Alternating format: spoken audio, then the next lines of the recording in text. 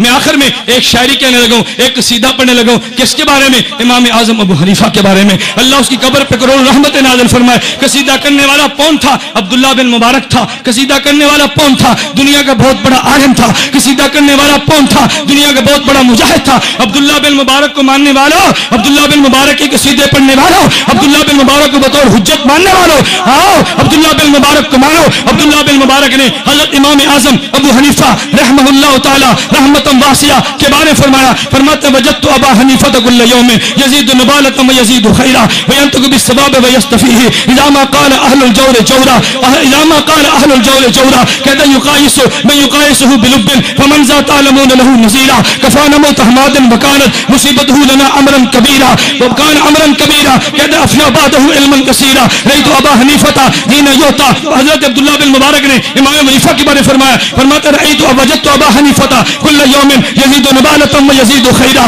ابو حنیفہ کے بارے میں عجیب جملے کے وجدت ابا حنیفہ یزید نبالۃ و یزید خیرا وینطق بالثواب ویستفیہ اذا ما قال اہل الجور جورا یقایس من یقایسہ بلب فمن ذا تعلمون له نذیرا کہتے کفانا موت حماد مکانت مصیبته لنا امرا کبیرا. رأیت ابا حنیفہ حین یؤتی ویطلب علمه بحر الغزیرا اذا ما الموزلات تفعل اذا ما الموزلات دافعتها رجال القوم كان بها بصیرا. اور صدقہ مقابری نے ایک عجیب بات کہہ دی, صدقہ مقابری مستجاب الدعوات تھے. کہتے ہیں فلما دفن ابو حنیفہ تھا, ابو حنیفہ کو دفن کر دیا گیا قبر میں. ابو حنیفہ کے جانے کے بعد میرے قصیدے سنے, پڑھنے والا جن ہوگا, پڑھنے والے ملائکہ ہوں گے. ابو حنیفہ کی شان میں قصیدہ انسان نہیں جن نہیں پڑھتے, ابو حنیفہ کی شان میں قصیدے انسان نہیں ملائکہ پڑھتے. اور مقابر یہ صدقہ مقابری کہتے ابو حنیفہ قبر میں مدفون تھے. میں حضور کے حضرت کی قبر پہ گیا, میں نے حاتف سے غیب سنی, ایک کہہ رہا تھا کہتے لقد جان البلاد ومن علیہا امام الناس ابو حنیفہ. کہتے دنیا بھر کو ابو حنیفہ تو نے روشن کر دیا. فما بالمشرقین له نذیر ولا بالمغربین ولا بالکوفہ. تیری مثال مشرق میں نہیں, تیری مثال مغرب میں نہیں, تیری مثال شمال میں نہیں, تیری مثال جنوب میں نہیں. کہتے ابو حنیفہ ویاتیکم بسناد صحیح کآیات زبور علی الصحیفہ. ابو حنیفہ اپنے مذہب پر دلیل جو دیتا